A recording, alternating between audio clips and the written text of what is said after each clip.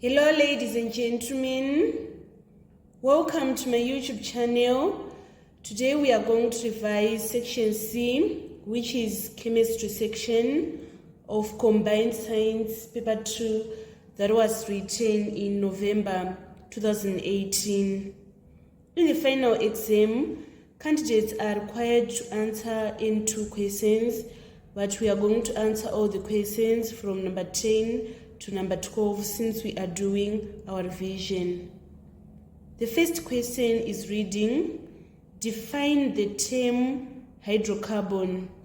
So hydrocarbon is defined as a compound containing carbon and hydrogen only. Let me read define again. Hydrocarbon is a compound of carbon and hydrogen only. Examples of hydrocarbons are methane, ethene, propane, butane, hexane, etc. Let us move on to part 2. We are supposed to name in one homologous series and the hydrocarbons. So either we talk about alkanes or alkenes. These are only 2 homologous series and the hydrocarbons. And then in part 3, we are supposed to name in 2 the hydrocarbon with 3 carbon atoms. Let's say you write alkane as your answer. You are going to write propane in part 3. It is an example of alkane. And then let's say you write alkene in part 2. A 3 carbon compound that is in alkene is propene. Let us move on to part 4. We are supposed to draw the displayed formula of the hydrocarbon named in part 3. So I'm going to draw both the propane and propene so that you see the differences. So first I'm going to draw a displayed formula for propane. Propane have 3 carbons, and all the carbons, they are supposed to be connected to 4 items, right? So we are going to put an H here, we put another H here, we put another H here. We can see that this carbon is now connected to 4 elements, and then let us connect this one. It needs 1, 2, and you see that it is now connected to 4 elements. And then finally this carbon, which is at the edge, we are going to put an H here, an H here, and an H here. So this is the displayed formula for propane. I want to draw the displayed formula for propene. Propene have 3 carbons. This is the first step. And one of the carbons, they are connected by double bonds. So we need to put a double bond here. And then after that, we are going to connect this carbon to 4 items so that we put an H here and also an H here. Can you see that this carbon is now connected to 1, 2, 3, 4. And then this one, it just needs 1 carbon, so that it is now connected to 1, 2, 3, 4. And then finally this carbon that is at the edge, it needs this hydrogen, and then this hydrogen, and then this hydrogen. So this is the displayed formula for propene. Let us move on to part B. Biogas is a renewable fuel obtained from organic waste. We are supposed to describe how the biogas is produced. So first, the organic waste is fed into a closed pit. The waste is mixed with water. Bacteria is going to ferment the organic waste. Let me explain again. Organic waste is fed into a closed pit. Waste is going to be mixed with water, and then we put the bacteria inside the closed pit, so that it is going to ferment the organic waste. And then in this closed pit, it is going to be fermented without the presence of oxygen. And then on part 2, we are supposed to state 3 conditions that are needed for optimum production of biogas.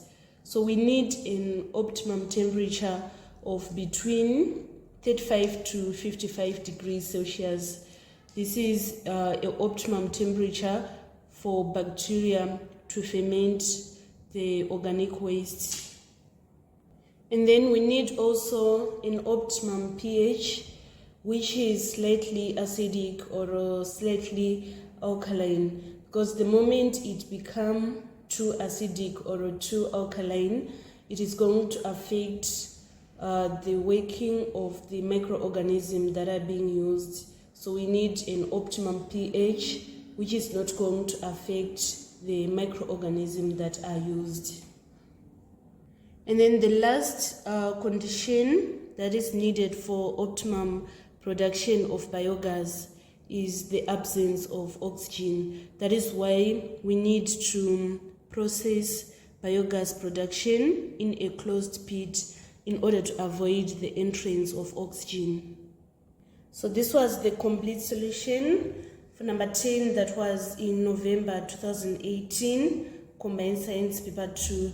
Let us move on to number 11.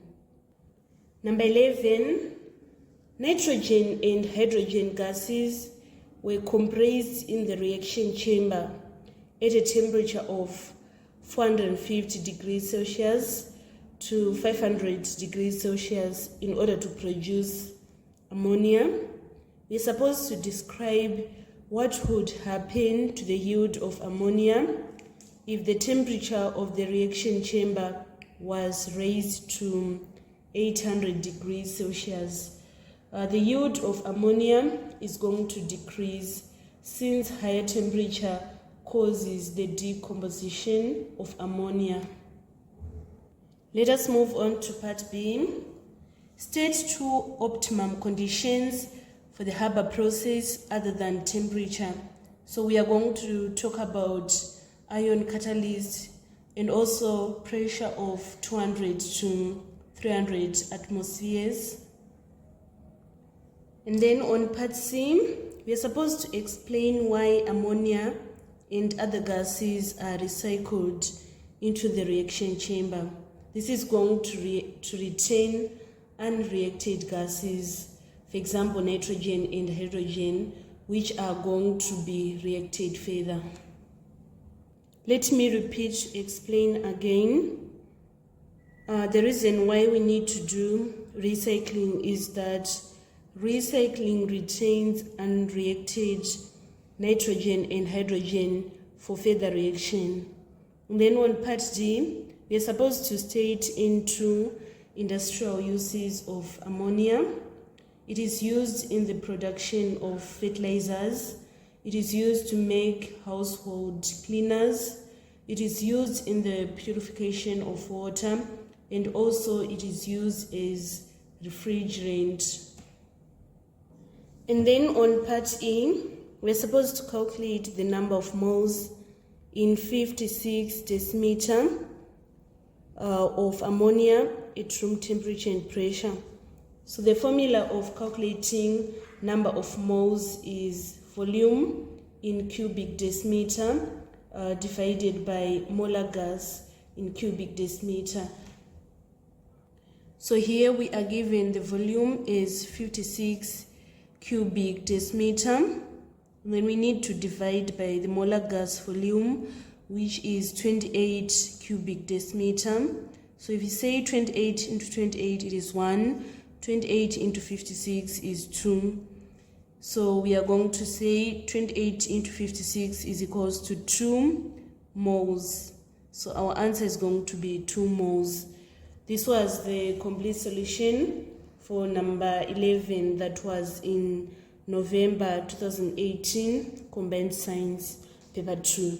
Let us move on to the final question under the chemistry section. Number 12 is reading. Fig 11 shows how the volume of gas X varied with time as a 2 centimeter piece of magnesium ribbon reacted with dilute hydrochloric acid.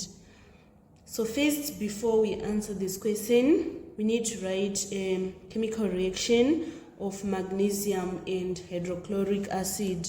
So if we say magnesium plus hydrochloric acid, we are going to obtain magnesium chloride plus hydrogen. So we need to balance our equation so that we have magnesium plus 2HCl in order to give us magnesium chloride and hydrogen. So we are now supposed to write the gas X that is being produced. So we can see that this is the gas, hydrogen, and this magnesium chloride is a salt. So we are going to write hydrogen on our number 12A, part 1. And then on part 2, from the graph, deduce the maximum volume of gas X produced at the end of the reaction. So the volume is in the y-axis. What we need to do is we need to see when the graph levels, it is leveling off at this point. So we need to check this, the value that is in line with this leveling of the graph. So we need to take a ruler and then we see which is going to be the volume that is in line with the leveling of the graph. So here I'm going to extend this line till it reaches the y-axis. And then after that, I need to see the scale that was being used. It was 2 centimeters to represent 10 units. So here I'm going to say 20, 21, 22, 23, 24, 25. So it implies that 25 cubic centimeters of gas X was the maximum volume produced. Make sure that you don't forget to put the correct units.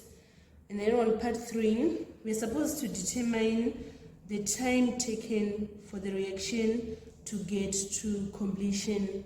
So the time when the reaction gets to completion is when the time the graph levels off. It is leveling at this point. So we need to take again our ruler and measure from this point till we reach the x-axis. So here I'm going to join like this using a dotted line.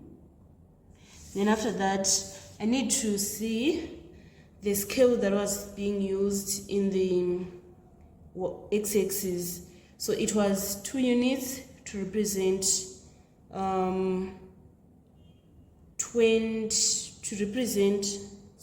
2 units is being represented by 2 centimeters, right?